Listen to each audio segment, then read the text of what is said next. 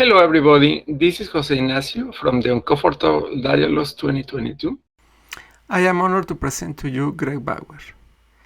Gregg is a co-founder and managing partner of Spinnaker Venture Partners, also the co-founder and managing director of Accelerate Colombia, and finally the co-founder and partner of Scale Up Latam. Gregg is also a frequent speaker at CNBC, NPR, the Boston Globe, the International Herald Tribune, Fortune, El Colombiano, and La República. Gregg, the floor is all yours. How are you doing, my dear friend? Good, Jose Ignacio. Very well. It's good to see you and good to be with you today. Thank you for inviting me. No, quite the contrary. I understand that you are right now in Medellin, aren't you? I am. I am enjoying it very much. The city of eternal spring. The beauty of Medellin is the weather is perfect 12 months out of the year.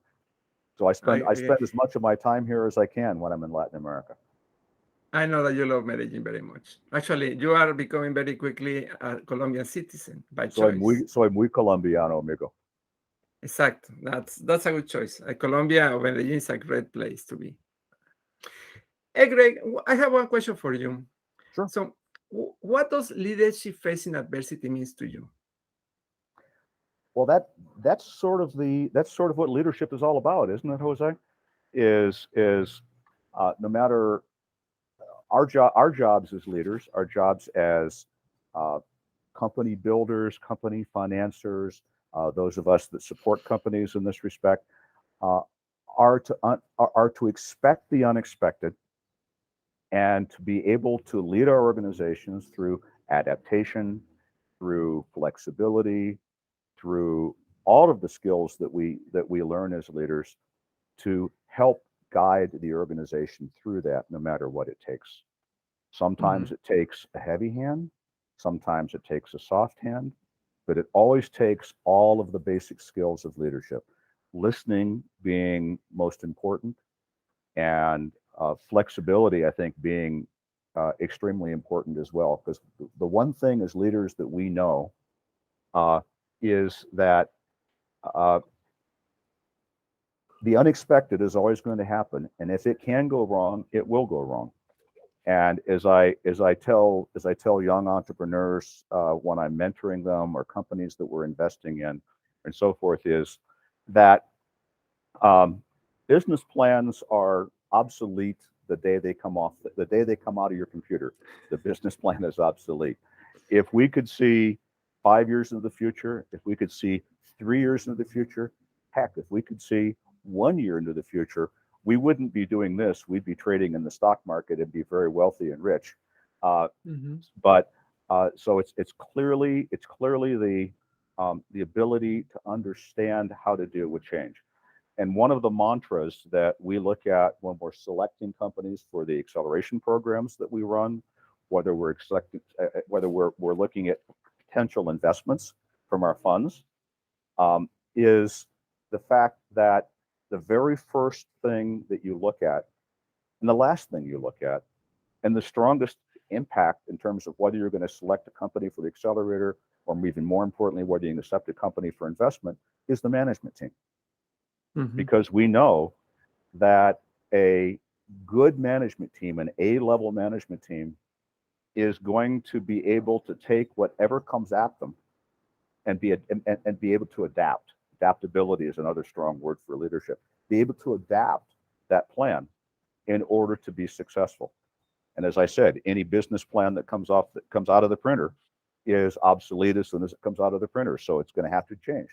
So you can take an A-level management team and give them a C-level business plan, and they're going to be successful. You can take a C-level management team and give them a perfect business plan, and they're not going to be as successful. So it all comes down to leadership and management abilities. Excellent.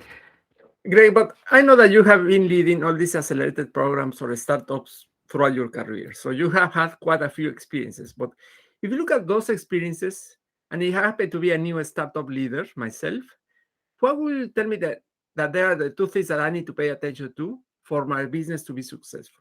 Specifically in this VUCA world where everything is so volatile, everything keeps changing. So what are the two advices that you can give? The two strongest advices I could give you are, and I said it earlier, is first, listen to your market, listen to your people, listen to your advisors, and there's nothing stronger than that. But there's another element to listening, is because as you listen to your board, as you listen to your investors, as you listen to your customers, as you listen to your employees, they're all going to have opinions, and everybody's got an opinion, and the leader has to understand where his or her true north is. Where are they going?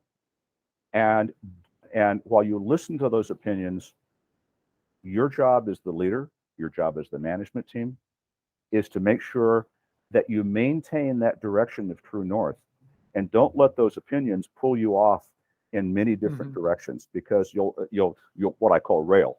You'll go from one guardrail to the next guardrail, one guardrail to the next guardrail, and your business will never prosper.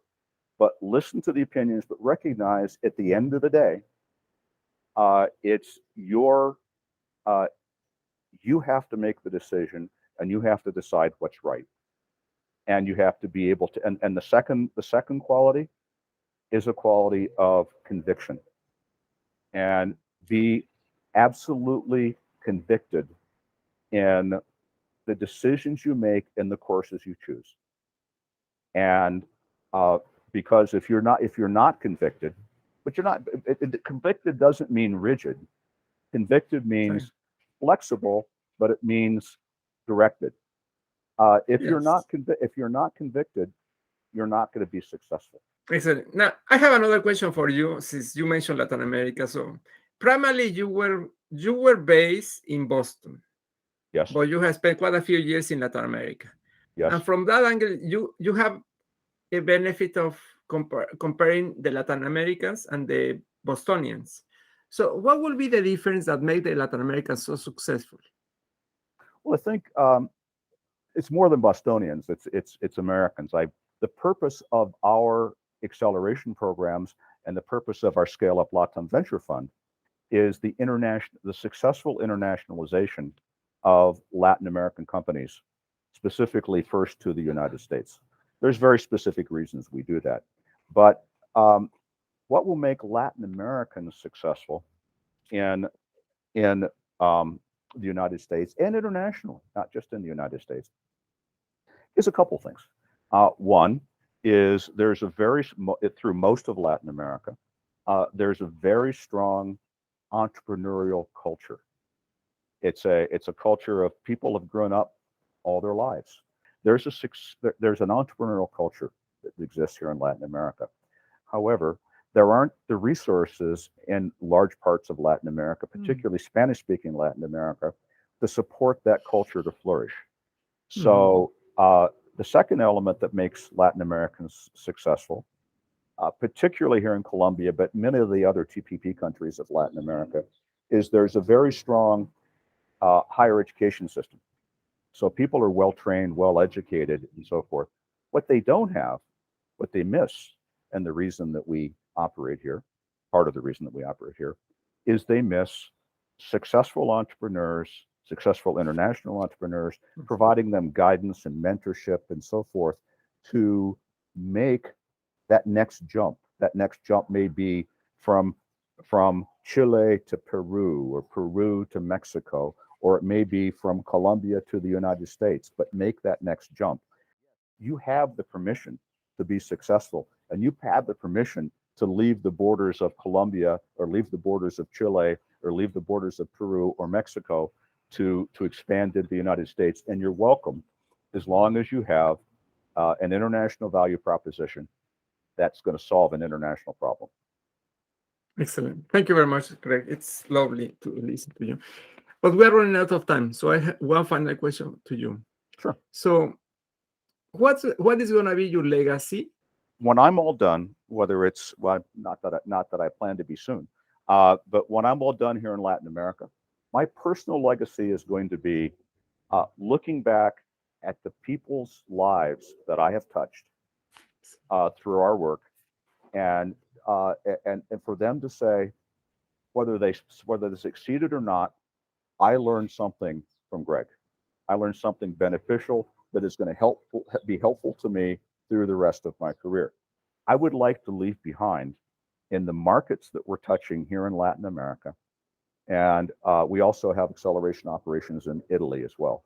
What I want to leave behind is not an entrepreneurial community, but an entrepreneurial ecosystem with all of the things necessary for that ecosystem to thrive. Latin America is an untapped treasure trove of really interesting and important startups that are looking for the ingredients to grow. Someday, 5 years from now, 10 years from now, I hope people look back and say, I'm really glad to Scale Up LATAM and that these crazy Americans took the risk to come here and give us a path. Because look at the success we're having now. That's the legacy I want to leave behind. Amen. Excellent. Thank you very much, Gregg. For everybody else who happens to have any question to Gregg or myself, just write it down here in LinkedIn and YouTube, and we'll get back to you. Thank you. José Ignacio, thank you.